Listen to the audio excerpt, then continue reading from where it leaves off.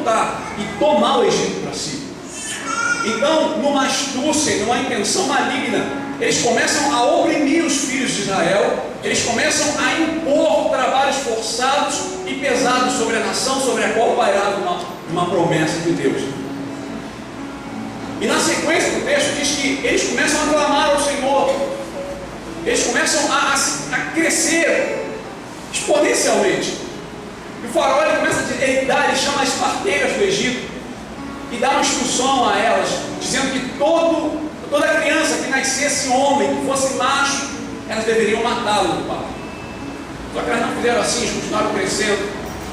E havia um decreto, o faraó determinou um decreto que toda criança do sexo masculino, ela deveria ser afogada no rio Nilo.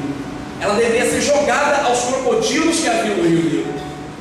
E é dentro desse cenário, é dentro dessa situação que nasce Moisés. Capítulo 3, capítulo 2 narra o seu nascimento. Diz que durante 3 meses ele era um menino muito bonito. E durante 3 meses a sua mãe teve que abafar o seu choro, porque se ele descobrisse que ele estava ali, não só ele morreria, mas como toda a família. E o tempo passa, Moisés cresce, se torna príncipe, é criado pela filha do filho de Faraó, se torna príncipe do Egito, provavelmente o próximo sucessor. Só que havia os próprios escribas egípcios, eles descobriram através dos oráculos dele, que do povo de Israel, daquele povo escravo, o Deus de Israel ia suscitar ia levantar que ia libertar aquele povo e ia massacrar o Egito. E eles tentavam de toda forma matar Moisés. De todos os instantes eles procuravam matar Moisés. Mas os logros, o sucesso de Moisés impedia que eles se levantassem contra ele. Só que chegou uma situação que se tornou insustentável e Moisés teve que fugir para que não fosse assassinado no Egito.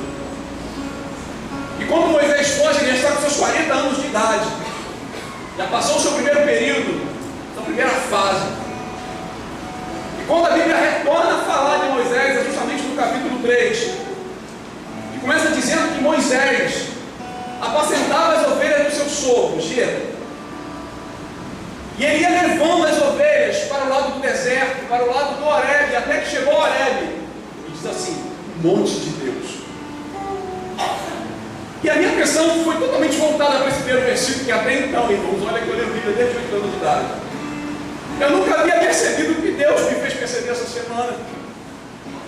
E eu fiquei pensando, o que Moisés foi fazer para o lado do Horebe? O Horebe significa seco, significa deserto, lugar que não tem nada. E a própria cultura, eles temiam ir para o Horebe, porque eles sabiam que lá havia manifestações sobrenaturais de Deus. E Moisés, você vê que o texto diz que ele voluntariamente ia levando as ovelhas para o lado do Horebe. E essa dinâmica desse texto me faz perceber que Moisés queria ir para o lugar sozinho.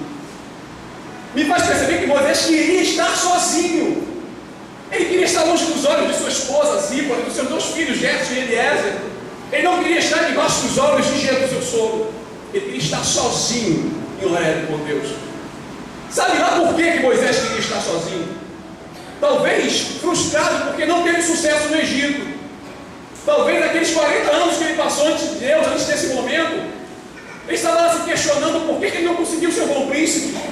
Estava lá se questionando por que toda aquela faculdade que ele cursou, todos aqueles diplomas que ele adquiriu no Egito. E olha que o povo egípcio, irmão, era o povo mais evoluído em questões matemáticas e arquitetônicas, nos mistérios das estrelas, das constelações. E eles desenvolveram muitas coisas. Muitas das ciências que nós temos hoje, como trigonometria, como aritmética, foram inventadas pelos egípcios. E Moisés foi ensinado dentro de tudo isso. E ele olha para o seu passado, irmão, e vê que de nada valeu, e talvez ele estava querendo ir, se lamentar sozinho, sabe? Quem me garante que Moisés não procurou um lugar sozinho no pé do monte para chorar? Chorar suas mazelas, suas derrotas. Moisés não teve sucesso até então. Quem sabe Moisés procurar um lugar sozinho, longe dos olhos dos outros, irmão, para desabafar da sua angústia, para de repente tentar chamar a atenção de Deus no lugar onde Deus já havia se manifestado para as outras pessoas. Historicamente, livros históricos falam isso. Procurando um lugar sozinho. Ele nem queria, ele nem sabia que Deus estava lá, irmão. Ele apenas queria ficar só. E não é mesmo assim? Na verdade, olha para mim. Quantas vezes eu ou você tomamos rumo da rua aí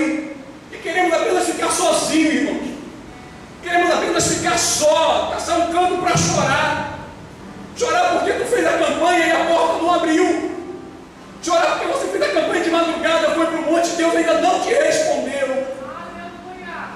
Somos humanos, não adianta disfarçar, querido.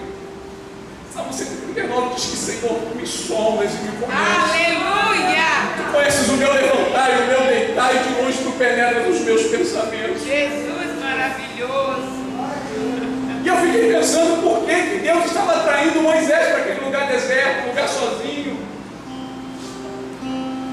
E a Bíblia me respondeu, o Senhor me respondeu.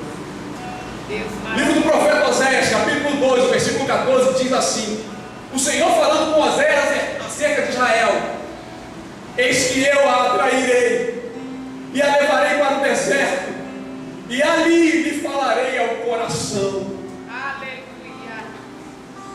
Deus queria falar ao coração de Moisés. Deus queria tirar toda a distração, queria tirar tudo que fosse roubar a sua atenção, para falar ao coração de Moisés. Quando ele vê aquela sarça, não se queima, encandece, fogo e não se consome, ele se vira para ver, se assusta com aquilo e vai lá para ver o que é aquilo que estava acontecendo.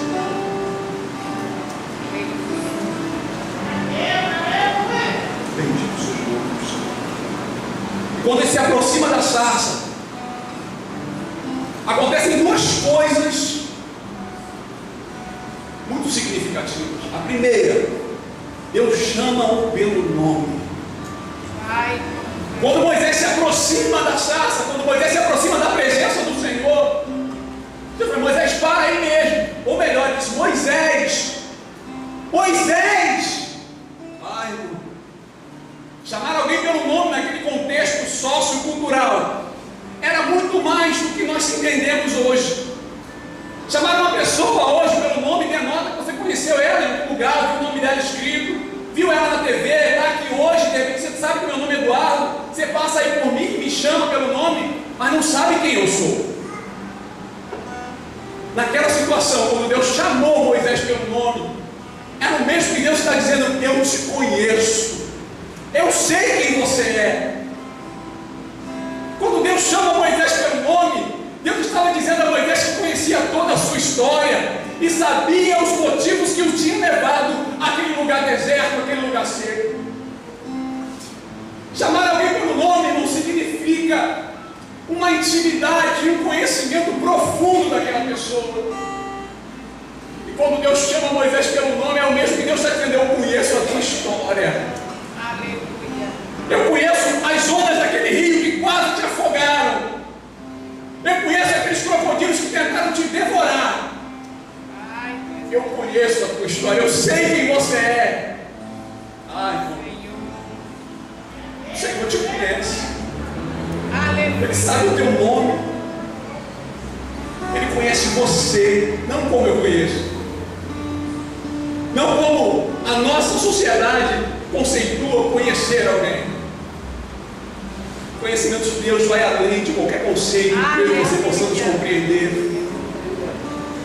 O conhecer de Deus, irmão, ele pelo menos denota toda a história da nossa existência, passado, presente e futuro.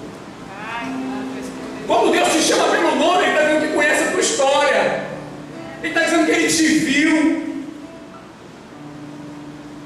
Deus diz mais uma coisa para Moisés, depois que chama pelo nome.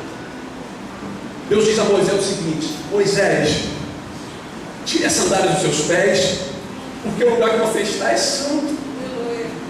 Meu Deus. Eu vou repetir isso para você. Moisés, tire as sandálias dos seus pés, porque o lugar que tu estás é santo.